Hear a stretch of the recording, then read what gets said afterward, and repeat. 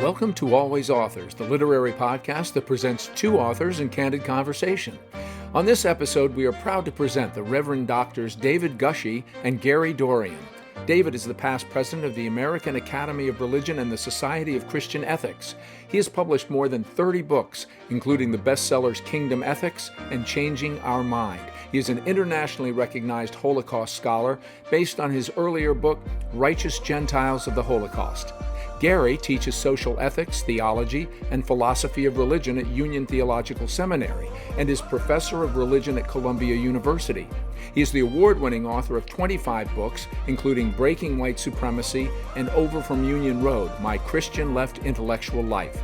Whether you practice religion or not, you'll enjoy these two prolific authors as they discuss the moral and ethical dilemmas in our current world.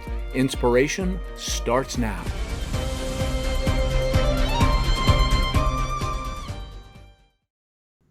Well, hello, Gary Dorrien, my dear friend in Christian ethics. We find ourselves doing a conversation with some new friends and new listeners. How do you find yourself today?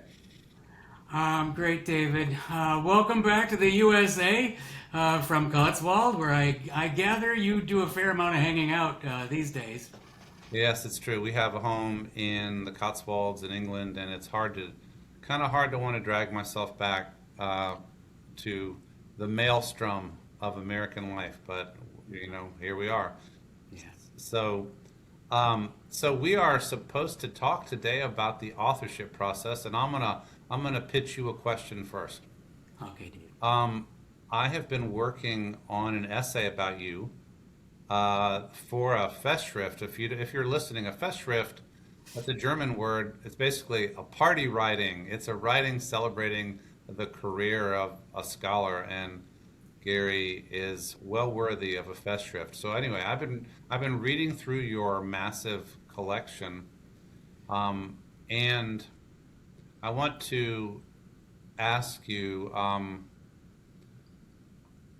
did you always know that you had a driving need to write? Because what I see, writing is like breathing for you. You're never going to stop writing as long as you're breathing. I have that in me too, and I don't run into too many people who are wired that way, and so help me understand how that works for you. Yeah, we might just even say at the outset, yes, for people just wondering, that we're both Christian social ethicists who've each got, I don't know, 20-some, high 20s, a number of books out there, lots that we both write a lot. I'm in more fields than you are. I'm kind of ranging. I've got a kind of wider beachhead than you've had, since you've been so much in an evangelical frame and working, and then you've had this second phase of your career, which is post-evangelical, so there's kind of reconsiderations about that that you have had, but we share so much kind of overlap in subject matter and the kinds of careers we've had, and so on, and even a little bit, goodness, we even have Union Seminary in common. Yes, we do. To some degree, since you went here, you were here in the time between I was a student and then ended up coming back here to join this faculty. Yeah. So even Union Seminary is a point of important overlap between us. But so far as this writing business is concerned and kind of putting books out there, I was not going to be an academic. I swore up and down. And I was a latecomer to it. In my early career, all through my 20s and early 30s, I was a solidarity organizer in 3 social justice organizations. A couple of them are national organizations. And I was a pastor on the side. I got ordained in the Episcopal Church. And I wrote books on the side. I was always going to be that person who was a pastor involved in justice work, who wrote, who had a rich experience in graduate school that filled me up. And so I've got all these questions, theological and social ethical and intellectual history. These have always been my sort of 3 fields that sometimes overlap, sometimes are intertwining, sometimes they really need to be separated. But everything I do it sort of goes along one or another of these tracks or intertwined. And I've always been doing that. So there's a real continuity of perception in terms of what I've argued, who I'm in conversation with, what kind of work I've done for all these years. And I was just always going to do it. And I didn't feel that I needed to be an academic for any of it. And I held out against being an academic. But I was an organizer. And, so much of organizing is building toward that event where you're meeting week after week, doing these meetings where you're building up to some big event in the organization. And meanwhile, you're doing solidarity work with other organizations. So you're showing up for their events as well. And that's why you have a kind of community that supports each other. But meanwhile, you're building up for your own. And yet so often that event that you're building up to is going to feature some one or two academics that you brought there. And over the years and years of sort of doing that, and sometimes having quite negative experiences with these academics who acted like they were better than we were and can't bother to eat lunch with us or anything because they look down on us because we're just organizers. It worked on me. And meanwhile, all the loved ones in my life are saying, "Oh my God, you are missing your call. You need to just get over this prejudice against the academy you have and just enter it because you're so obviously called to it." So when I was 35 years old, I finally did answer that call and been grateful for it. And so, yes, the books I wrote are just still along the line that I've already got 3 books out there by then, and I just stayed on that same track. Yeah. Except anytime I enter something new, I always have to ask myself, how did this group get like this? So I've got this genealogical bent that always needs to proceed. So I'm wondering how similar that is or different it is for you. I describe my calling as having 3 stages that build on each other. As a 16-year-old, I felt called to be a Christian. I had an evangelical born-again experience. As a 17-year-old, I felt called to be a pastor, so we have pastor in common. And my high school yearbook says I was going to be a Southern Baptist pastor. That was my ambition. And then I went to seminary and I studied with Glenn Stassen, a friend of ours, late Glenn Stassen, a real giant in our field. And he turned me on to Christian ethics. And so by my second year of seminary master's, I was sure I needed to go get a PhD in Christian ethics. And where I ended up going was Union. 1987, I arrived in New York and studied with people you know very well, Larry Rasmussen and Beverly Harrison mainly. And I always loved writing, and the dissertation writing didn't beat it out of me. Larry helped me to write a dissertation on something that was interesting and to write it in a way that would be interesting. I wrote about Christians who rescued Jews during the Holocaust. Right. And it was righteous Gentiles of the Holocaust. Yep. And it was at a time when there was a lot of attention to that. Schindler's List had come out recently. The Holocaust Museum was being developed in Washington.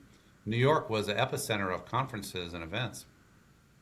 So I was able to publish that first book right after. The dissertation became a book within a year. And then I was able to get a job and to keep on writing. And there was always something new to explore. But I was also noticing that the majority of academics, people who had a job in academia, even though there was a reward structure in place, couldn't write adequately. Like they couldn't write enough. Either they would write that one book and then feel like, well, that's it, that's all I can do, or they would be perfectionistic so they could never hit send because it wasn't ever good enough, or they'd never develop the habit. I think writing, well, you and I are both baseball players back in the day. I think, getting better at baseball is a combination of it's skill and discipline, right? Practice. And I think writing is same thing, skill plus discipline plus repetitions over and over and over. And but there's also like there are those people who who write because they just have something to say and they're always going to be writing. And it seems to me that that's kind of where you are and who you are. That's who I am, I would say. Yeah, yeah. Well, firstly, I have to say, yeah, I grew up poor and rural, and I had no chance of going to any college had it not been for sports. Sports was what just even got me through school and kept me from going insane, and did in fact acquire all kinds of skills and habits that served me very well. So we definitely have that in common. Just what we owe to sports and the gratitude that we have for it. Yes. And I have to say here also, what a remarkable thing, Glenn Stassen, to have proteges like you and Miguel, Miguel de la Torre, both Glenn Stassen proteges from a similar period, really similar Yeah. context of that Southern Baptist seminary. Glenn hung on there only about as long as he could, given all that was going on at that place during the time that you were there. But what a fabulous legacy that he has just from the two of you, much less all the others that of others. he put out there, and that great book that, of course, the two of you did together.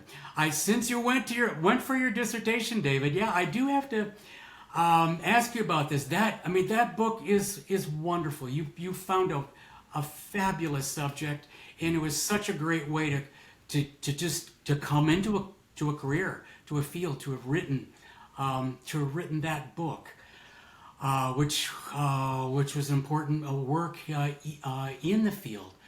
And yet there's something about it, I have to just say, here you are at Union, this evangelical kid from the South, and in a way you did find a subject that didn't require you to deal with stuff that is so clearly at the heart of whatever it is you're struggling with, at just even who you are at Union, who you are and what Union is, that had to be, you must have thought about it. Do I write about something where I'm just always having to struggle with these people and in some kind of a fight, or having to explain myself, or do I find a subject?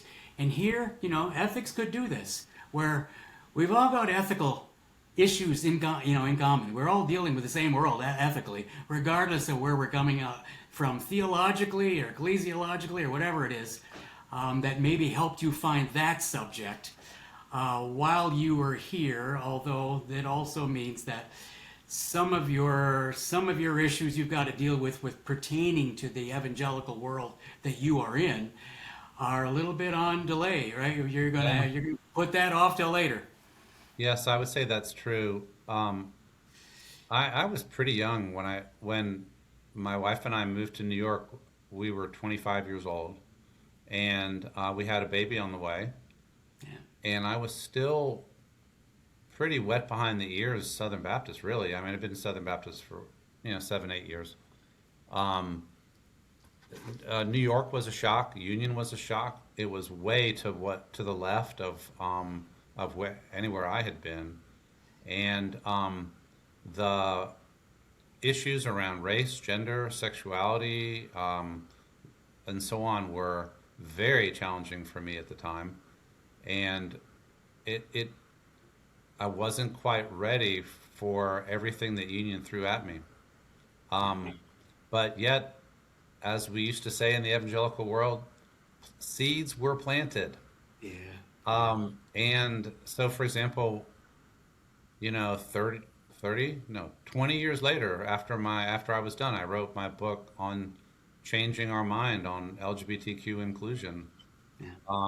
I'd say the seeds for that were planted at Union. Yeah. But it was a long, long gestation there, a long growing period. And a lot had to develop in me and a lot had to change. All of our careers are also affected by the politics of academic employment.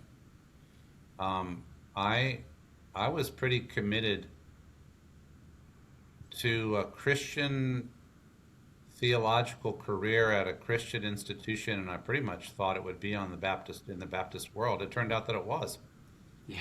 but there were definitely boundaries. In fact, one of the things I thought we might talk about. To me, one of the most precious things is if you have a job where you are not afraid of being censored by your institution, where you don't have anybody looking over your shoulder telling you you cannot write that. And I didn't have that freedom fully until I came here to Atlanta and Mercer University. But for the first 14 years of my career, I had constraints that were imposed by the orthodoxy of my school, and by the politics of my school, for that matter. Um, did you ever have a time in your career where you would have liked to deal with the subject, but you knew that it was too sensitive or too risky in your environment? Well, firstly, I was ordained in the Diocese of Albany, New York, because my wife was a Presbyterian pastor, and she got her job out of seminary in Albany, so I was there with her, and that's where I was doing organizing, and I got started on an ordination process. But I am all the things that I already am by then, and so for me to self-present to this extremely conservative diocese, and a type of conservatism you can't even really argue with, because they don't have arguments about it. It's severely Anglo-Catholic in a certain way.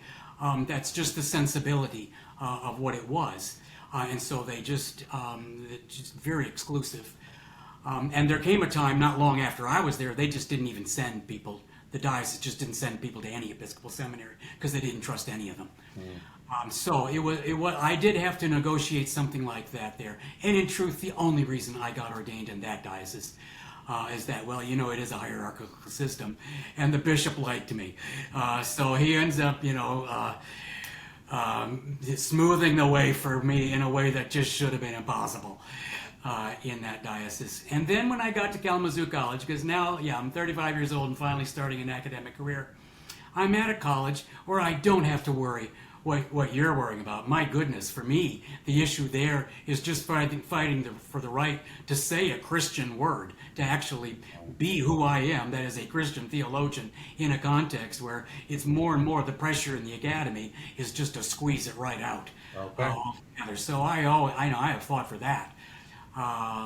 From the beginning, and that's an issue for me strongly on the other side of it.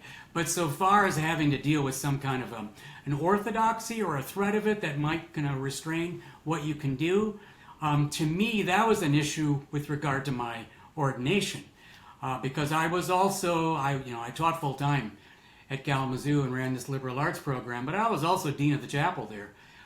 So I ran a full chapel program on the side, and I'm doing weddings and services and all the whole run of things in the community. So I did union, as we called them, union services all through the 1990s, and when I started doing them, I had no idea whether the new bishop or the new president was going to support me in it, and there were people who turned me in, tried to make trouble for me over it. Ran up a campaign saying, they should run me out. And I had no idea whether they were going to succeed. As it turned out, both of these figures, a bishop who became, a good friend to me, and a president who was just a dear friend, they both, as it turned out, they both had my back, and beyond even having my back, because they took grief over this that I only found out about later. They didn't even bring it to me to say, do you realize what I'm going through over you? It was just no. And so, of course, those are the years when in the Episcopal Church, we only got from here to there in the Episcopal Church by a number of Episcopal bishops like mine who kind of kept their heads down or were kind of quiet about it and kind of let that issue get deeper into the church in a way that we're not just fighting about all the time, but the community itself is just changing. The way we treat each other, and as to what is allowed. So we tried not to fight about it as frontally as, say, they did have in the Presbyterian Church. I mean, that's just a war every year at GA when they got there, because they came to the fight early on, and now they're just fighting every year at GA. Yeah. That experience of of being challenged, hey, you're being so theological, we're not sure we want you to be so theological, or you're being so Christian, we're not sure about all this Christian talk. I experienced that a little bit in the broader academy. Like when I was elected American Academy of Religion president, there was suspicion that I was like too theological or too Christian or even too evangelical. So that is a pressure from the left. Though for those of us who have moved and lived through the evangelical to post-evangelical thing, the pressure from the right has been the determinative one. You can't say that. You can't even explore that. You can't think about that. Can I say that writing the book, Changing Our Mind, was a transformative and lacerating experience for me. It was a book, for those of you who haven't read it, published in 2014. It began as a series of articles in which I was thinking through the biblical and theological issues about LGBTQ plus inclusion. And the book, the articles, and then the book became a kind of an event that got all kinds of attention. On the right, it meant my banishment from evangelicalism. But it also was taken as an event helping to plow new ground for inclusion. And so it makes me think about what all the different things that books are. I had no idea this was going to be an event. I just knew that I was in a position to do this book, and that everybody was talking around the edges of this subject in the evangelical world. Somebody needed to take it on directly. And I did, and it blew up in every way. My phone, as the kids say, my phone blew up, my emails blew up, my reputation blew up, my invitation list blew up, both those who wouldn't have me anymore and those who wanted me. Books can be events. You don't write them for that normally. But what do you think about the way that a book can have an impact that goes far beyond what you could ever have anticipated? Have you had that experience? Oh goodness, I'm not sure that I have, David. When you write 700-page books that are deeply historical, you're not going for that kind of effect. It's not like, oh, if this really hits, then I'll. No, you can't even be thinking that way. And indeed, most of mine are these door stoppers, that are tracking this kind of obsession I have with just getting the story of whatever group or whatever religious, theological tradition or political tradition or the like, or even some issue that I'm historicizing in order to sort of dig out where this argument came from and where we're heading, the like. Most of my work sort of operates that way. So even the books that I wrote that were more oriented toward what they call academic trade, I wrote a book called The Obama Question, which is the only time, that's an issue for authors. Are you going to hire a publicity agent or not? I've only done that once, and actually I didn't do the hiring, but I've only really submitted myself to an agent once for one time, and it was for that book, and that was just because I felt I owed it to the publisher, and couldn't wait for that period to be done. To be doing this kind of a thing 2 or 3 times a day through a whole summer and fall for that book. It's got its own sort of demands, and now you're trying to gin something up when you're when you get a publicity agent, you're reaching for something that normally is just not part of my mentality at all. As I've been reflecting on your career, I've been thinking about how, I mean, I don't, as far as I know, you don't have any kind of social media platform at all. You don't do any of that, never have, right? No. Um, and you generally write for the big academic presses like Yale, Yeah. right? Um, these days, when you put a proposal together for at least the religious trade publishers or most publishers, they want you to describe your social media platform, I know. describe the base you already have, and for that matter, many people are getting massive book deals simply because of their social media followership and the millions of people who are paying attention to what they say. And it'd be easy to sound very elitist to say, oh, we academics don't play that game. But academics more and more need to play that game, Yeah. need to demonstrate that they have some reach. For one thing, publishers don't want to lose money on books. Yeah. That's right.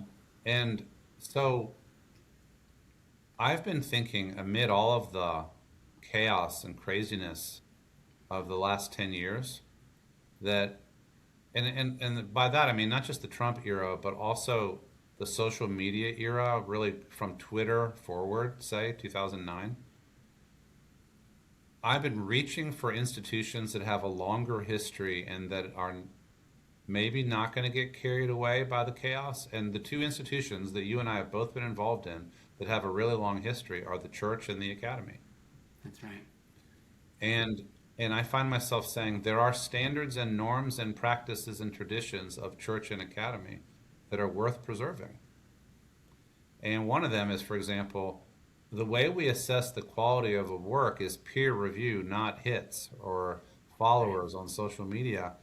Um, to what extent do you think that academia has been able to preserve what you might call scientific standards of peer review, and that academic publishing is still a viable enterprise in this new era?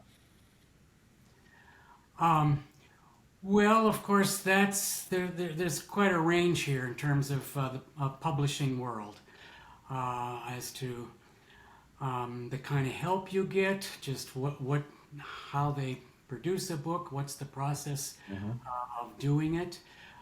Certainly, all those books I did with Yale, I mean, that's the old school model, where it's just very, very finely edited and multiple, uh, process. I mean, phases where you think you're done with it. I mean, the first time I did a book with them, oh my goodness, I thought I was done with the process. Turns out I'm only halfway through the way they operate, because I am used to even university presses that have tried to shrink the process. So I had quite a few books out there before I even had a publisher that is truly old school in the way that it approaches books and just thinks about what it is, what is integral to that process, including the whole rather labyrinthine process of peer review and the like, and as blind as possible, and so on. So, as you know, that's quite a mixed bag right now. You've got it's very hard to generalize about the state of the publishing world right now with regard to that issue. And of course, this is an issue at every school that has got some kind of tenure process where you're subjecting young academics to a tenure to a process of tenure review, where you're having even to school your own recent hires on what the world of publishing is really like, and which ones are going to count for more than others in going for some kind of publication, and why that would be the case. We sometimes have to kind of dissuade a younger colleague who is already so social media oriented that they just don't even know that there's this a whole other apparatus here in the academy and at that kind of elite university press world, in which we've got other kind of criteria of evaluation and the like. So there's now increasingly a kind of a need to just try to socialize young academics in the fact that no, the academy to some degree is in fact still holding out from just going all the way into something you might already be very familiar with. You might have had years of already building an audience, on a social media platform, and yet, and that can serve one or the other. I do not denigrate that at all, but you can't just assume that one equates to success in the other. In fact, becoming too adept at the ways and means of that world can actually can inhibit you, can block you from just even realizing how much reading you have to do. I mean, just how many stacks and stacks and stacks of books, and from one end of the shelf to the other, you have to be able to read in anything, in any subject at all, just to be able to say you've got a baseline of knowledge in that field to be able to be writing about something. There can be real resistance to this. This is bad news to hear this, and yet people ask me all the time, well, how'd you write all these books? And I always say, well, there's a lot of reading involved. It's just indispensable. You can't get away from that. I'm having the privilege of supervising PhD students now, as you've done for years, and some of them have already published religious trade books, even have made a bit of a reputation as authors. Yeah. But when they learn that, well, they kind of have to unlearn some of the habits of that world to do academic, like dissertation level writing. And some are better able to do it than others. Sure. I've been struck in England how they still use the title of reader, like he reads philosophy. That's right. She reads theology. That's right. And so the idea is, what do you do all day? You're paid to read all day and then maybe write some based on all the reading that you've done. Yeah. And boy, it's quite a rare niche. And of course, as we know, there are fewer and fewer jobs where people are getting paid to read all day and write some, Yeah. And I mean, adjunct professors are not paid to read all day. I mean, they're paid to teach all day. That's right. So the ecology of this field is very fragile, as you and I both know. So, I'm in the time we've got left here, I am anxious to kind of hear from you about. I'm well aware of kind of what happened to you just in your life when you wrote "Changing Our Mind" and it just blew up the way it did. And so you've now got a whole other sort of career that kind of marks itself basically from the publication of that book on about sort of what happened to you, didn't you, David? And yet there must be a sense in which you were treading you were on some kind of tightrope all those years anyway in that world. You must have been. I mean, just even knowing, you might not even know this. I wrote a book on evangelicalism. Yes, I read it. Yeah. I mean, I never did a single speaking invitation for that book because I wrote it during the period when my wife was dying, and I'm only writing books in that period just so I don't just go totally insane watching her being tortured to death. And just doing something in the wee hours to clear my head. Yeah. So I wrote these theological books, and yes, one was on evangelicalism. But the issue was inerrancy, the history of that, how it plays out. And I wrote, as well. Then apparently driving to the end, I'm saying a better evangelicalism is coming, right? I'm holding up all these people who are trying to get past this inerrancy.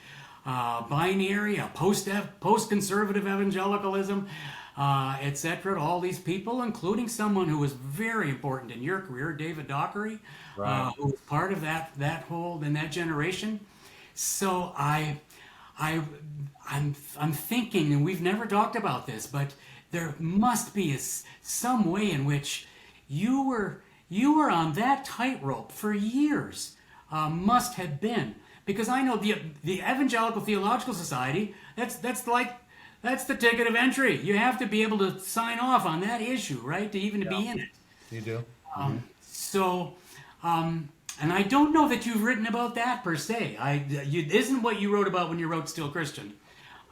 So there was more what happened since then. Well, I would say, even by the time I started my teaching career. I went from Union back to Southern Seminary, Yeah. and that was the only place I could get a job, and I got one. And there was new leadership, but the school was in transition. So inerrancy became the new standard. But the way that even David Dockery nuanced inerrancy, it left a lot more breathing room than the term would seem to suggest. So at that point, the inerrancy that the Bible is without error in anything that it says, that was nuanced, so that that wasn't even what it meant there. And it, as an ethicist, they mainly wanted to hear what I had to say about abortion or other things, right? So inerrancy didn't really factor into my story there at all.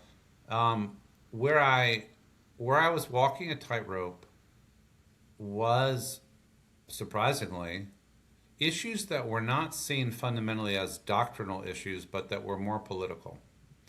Um, I mean, the issue of women in ministry was a major issue. I had to leave Southern Seminary over that. That was theological. But I got, I got in trouble for working on climate change. Yeah. I got in somewhat trouble for opposing U.S. sponsored torture after 9/11 and or helping to organize an effort to resist that. That made me a very uncomfortable figure for my employers because this is West Tennessee Baptist College. Our David Dockery was the president. Our constituency was 97% Republican, and I was opposing the policies of a Republican administration. And it was there that I learned gradually that U.S. evangelicalism was only somewhat defined by its theology. It was also deeply defined by its politics. And that was because evangelicals, U.S. evangelicals, white evangelicals, crawled into bed with the Republican Party in the late 70s and never got out. Yeah. And so, but it's really hard to fire a tenured professor who's rising in his profession because he said the wrong thing about torture. But it is not hard to put a lot of pressure on that person to back off and talk about something else. So those were the kinds of pressures that I felt, and they didn't constrain me, but they cost me sleep at night. I was afraid I would get fired, and many people in my situation have gotten fired over extraneous political issues. Yeah. But when Mercer called me in 2007, I could tell I was going to be able to breathe freer air, and I wasn't going to have those kind of pressures anymore.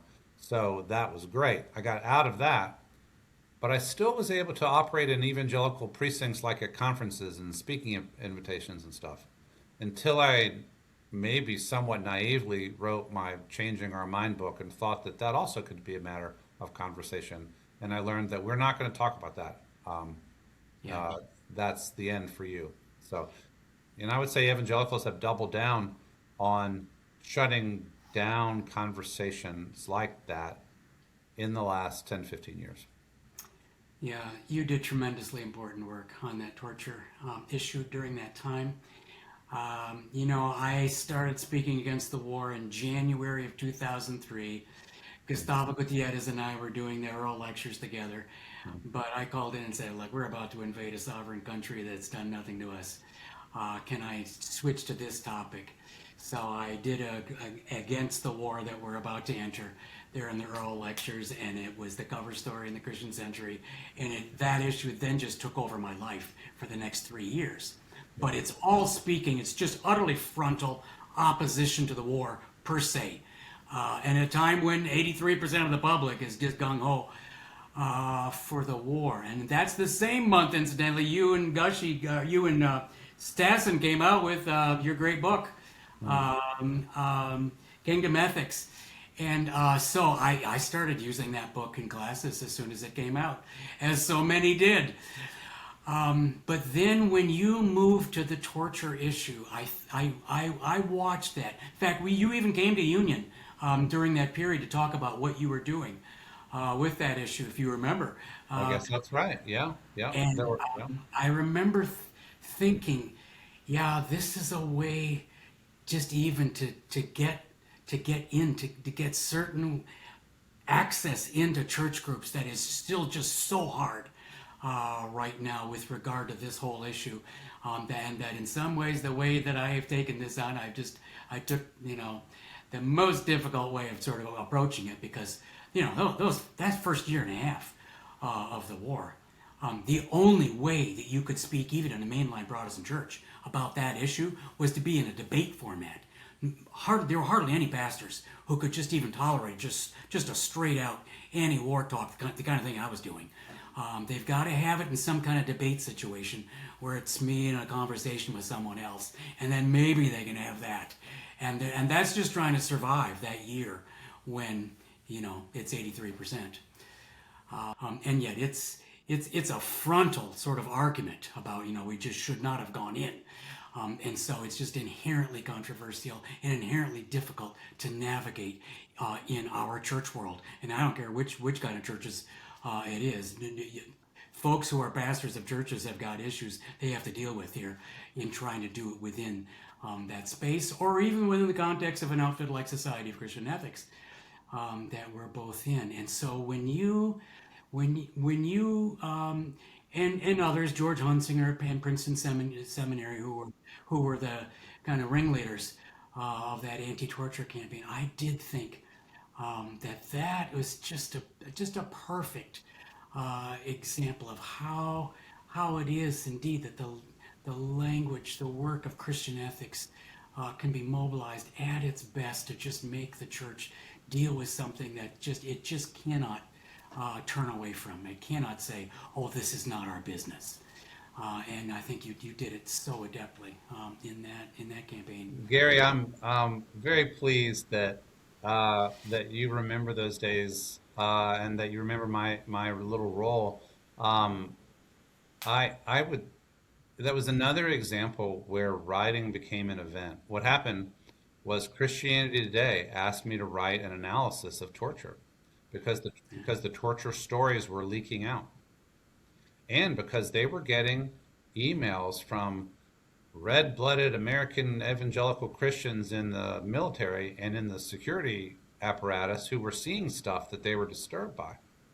Yeah. And so David Neff, the chief editor there, wrote me and said, by the way, Christianity Today would never do this now. But he wrote me and said, would you do a moral analysis of torture in a hurry? We have like a month. And academics don't like to work under that kind of time pressure, right? But it was urgent. And so I wrote an article that they put on their cover with a very striking picture of an image of a person being tortured. And they called it 5 Reasons Why Torture is Always Wrong. That's right. I remember it. And it became an event. One thing I remember about that, and this is backstory, our oldest child, Holly, was in the hospital unconscious after a very serious car accident when that article came out. It wasn't clear for a while if she would ever wake up. And then when she did wake up, she couldn't speak for a while. And then when she did start talking, it was gibberish. So all of that was happening during the same period. I got so much hate and hate mail coming out of that article, and people making the most absurd arguments about my traitorous lack of patriotism and sloppy emotional moral reasoning and all that stuff, and all of that while sitting by the side of the bed of my daughter. And there's some, you might say there's some mileage on this ethicist by now, and there is on you too. I know you must have taken all kinds of heat for your frontal attack on the Iraq war. That's, by the way, part of the work that we do is we have to be willing to have people shout at us and walk out when we talk and write us hate mail and even death threats. Death threats have been a part of my journey too. Yeah, certainly. Yeah, for me too. But yeah, I would say with regard to that period, that issue, I did get invitations from some of the same places that just hated me the first time around, and this is a year and a half, 2 years out from invading Iraq, and now they're inviting me back. And it was one of the sweetest kind of moments of my career, just to be in conversation with people who are now in a different place than they were before, and being able to reflect about it, and just saying, goodness, I mean, let's just talk about this, and not that, oh, you were right, or no, it's not that. It's that, just gosh, what does it mean to be the church in this context? And just even move from where we now are into the future. This makes me think, and this is maybe a good chance to honor our mutual friend, the late James Cone. I think about how many times the founder of Black liberation theology, the modern era, was invited into predominantly white audiences, some of whom loved him, and half of whom were trying to shout him down, and some of them were walking out, and he just kept doing it. He tried to keep the conversation going. One of the things that has been so meaningful about this career is the moral significance of what we do. Ethicists are very driven people, as far as I can tell, in part because we're doing stuff that matters. We're talking about issues that matter, life and death, and morally consequential issues. But I guess if you do that, people pay attention, and sometimes they pay attention angrily. But if I ever get a Lifetime Achievement Award at the Society of Christian Ethics, what I'm going to say is it has been great to spend a career alongside people who really believe deeply in what they do. We are not messing around in this guild. What would you say about that? Is that how you track? Oh, yes. Well, David, I think you were there this past January at Society of Christian Ethics. It was my year to do the memorials. Yes. And we had 7 people. And I felt it with every one of them. In some cases, I had to do homework on the life and career of this now departed ethicist. Several of them had been advisors to hospitals doing work that nobody sees besides just some local hospital, giving them ethical advice and just making very difficult decisions, or work in their communities that nobody knows about. Most of them wrote a couple of books, and that's it, or only one book, and yet lives that are just marked out by sort of doing the work at a congregational level and a community level and the life of a national organization. But then I held to the end one of them that I knew I was gonna get emotional when I got to the end, because it is my dear friend Dan McGuire, whom we also lost. And is just one of my heroes in the whole business. Just a fabulous figure, one of the greatest speakers I ever heard in my life, and just one of these personalities just out to here. Mm-hmm. So I had to keep it at the end just to be able to do a proper tribute to Dan, to all that he meant to this organization and to our field. So yeah, I just wanted to do half of what Dan managed. Yeah. So it's such good work. And I think we all had mentors, I think, along the way, whether they taught us or whether we just watched them, who showed us the significance of this career.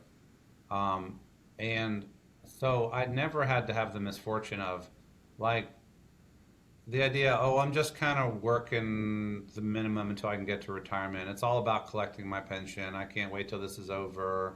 Time serving. There's no time serving in this work. There's significance all the time, but maybe this leads to this question for you. When you're doing work that you consider to be of such significance, how do you set boundaries on it? How do you stay healthy? How do you know when it's time to put the pen down or the computer down and go take a walk? How did you keep boundaries on and stay healthy in your career?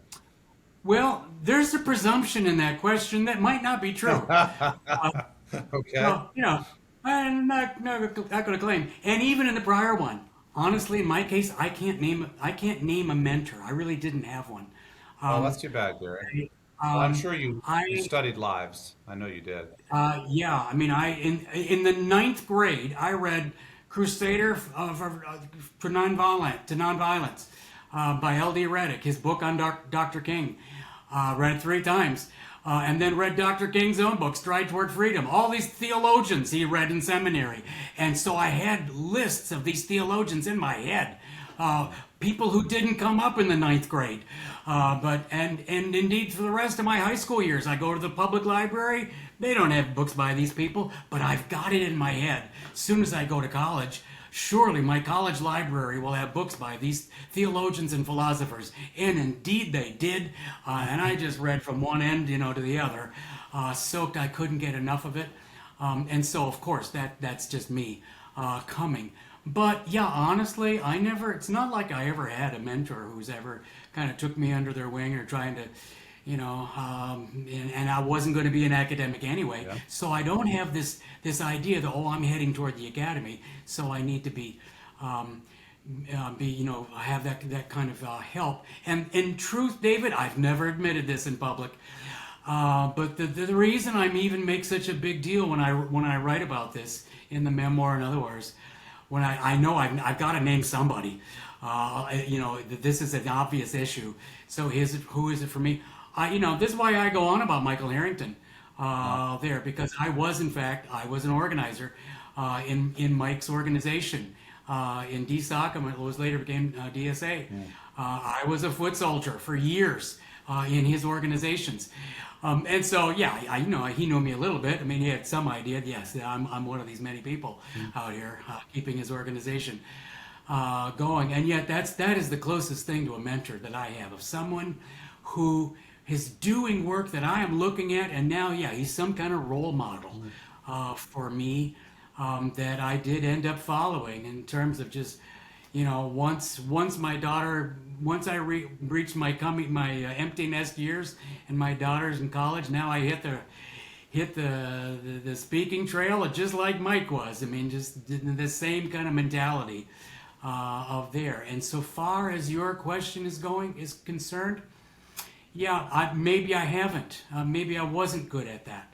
I so love the work that I've never experienced it as a burden or as something I have to just clear time for. So any time that I get, I will just go naturally to it.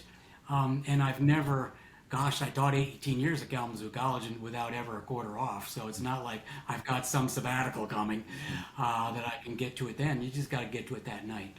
So I had the habits for it. But no, I think in my case, because I did just so love the work, I never felt any kind of alienation from it. It just fed me. And then the company of people that you're with in it. I couldn't have done this by myself, but it's that there's so much reward in it, just with the people you're with and who you meet. And, I remember noticing with Glenn Stassen that he was never not thinking about Christian ethics. And that may not be ideal. I think I have a few more boundaries than that.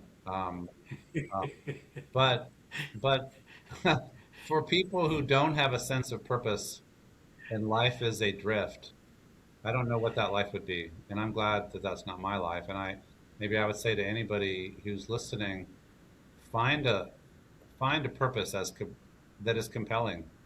Find a purpose that is compelling. Oh, yeah, absolutely. That's always my question for students. And it was always Jim's as well. What's your passion? Jim Cohn just wasn't interested in reading papers from people who are just kind of cranking something out because it's some kind of exercise. No, he just always, he wanted to know his students, what is getting to you, including what might be offending you.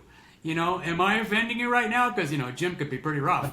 Well, no, that he wants to hear it, okay, he wants it real. Because he just thinks, it's only that the places of your hurt, where you've been oppressed or dispossessed or at least angered, at least moved by something, that's where your best work will come from that. And he was a stickler about that. He made him just a fabulous advisor to students, because students would come into this meeting with him that they're terrified to have, and they'll walk out saying, "Oh my God." It's just the most meaningful thing ever happened to me. It was just the 40 minutes I just had with him. I think that sense of passion is one thing that has set our field apart from some more heady versions of academia where it's, I don't know, wordplay and games and I don't know, competition over, I don't know, scoring points or something. I really feel like at least Christian social ethics, as we have both practiced it, has been a passionate endeavor to make the world more what God intended it to be and to ease human suffering and to help the church be more faithful. And boy, there's always more to be done on all of those fronts, and so we get up every day and we do it. I think that's right, David. That might be the last word. Yeah, why don't we land the plane there? Thank you, Gary. Yeah. All right, my friend. Thank you. So good to be with you.